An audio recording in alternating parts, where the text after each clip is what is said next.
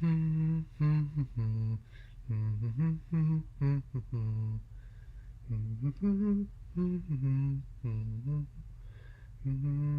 comes Spider-Man. So, already racking millions of views across multiple outlets. The second trailer for Spider-Man No Way Home finally went live earlier today after a bunch of summaries and rumors and leaks, and once again, it seems rumors were true. Expanding upon on the we've already found out in existing reveals that which also set up the presence of the rogues galleries from the previous two versions of the character.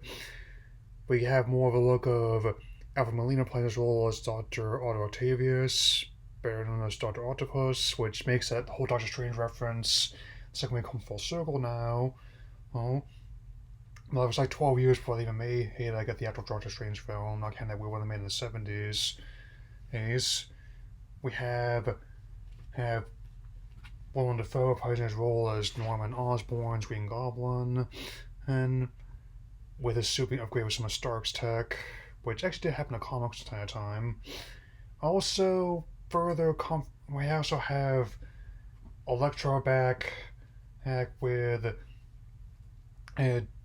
Jamie Foxx reprising his role, and I am very pleased to say that it's not like the whole dubstep Dr. Manhattan and they had in that other movie, and they found a way to make that over the top costume work on film.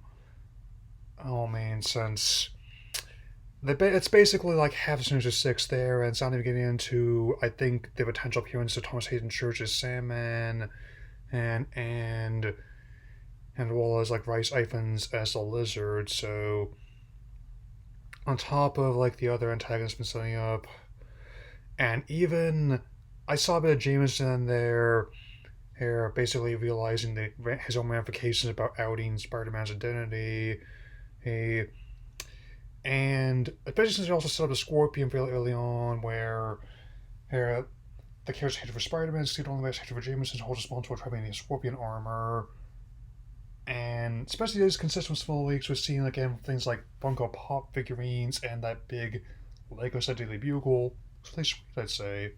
Yeah. So, tickets are also going on sale in a couple weeks on Spider Monday, November 29th. So, I have to see what's going on with those. And another bit of a heads up, I mean, depending on what happens this week, like what happened like with Space Jam and Zelda earlier this year, here I might be seeing Ghostbusters. There's the scene I get Pokemon, even though I wasn't planning on it in 3 days. Might not. We'll see. I mean, sometimes it's happened that way. I am also still drafting my like spoiler reviews of both Shang-Chi and Dune. And I'm definitely just gonna have to break down and just buy a new copy of the book since I'm not sure what happened to mine, if I even still have one to begin with, but that's and with that in mind, and I'm still looking forward to this. It's the third and final film in this trilogy, really, with the cast and was John Watts reprising their respective roles as cast and director, which only remains the question of the animated freshman year series, which on Disney Plus was actually really liking the idea of where you have something that kind of resembles some of the earlier comics in the 60s, albeit with a more modern spin on it, which I really kind of like the whole fusion of old and new.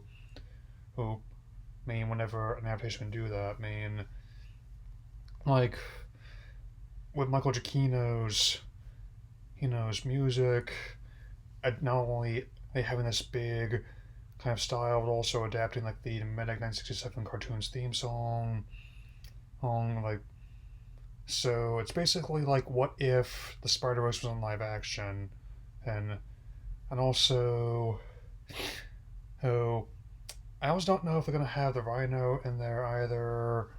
I don't think Giamatti wants to do it again, but still.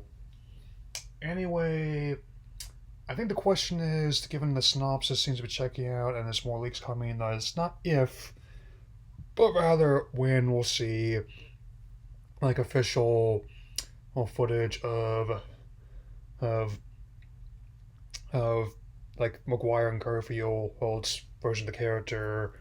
I mean, and even though I may have had issues with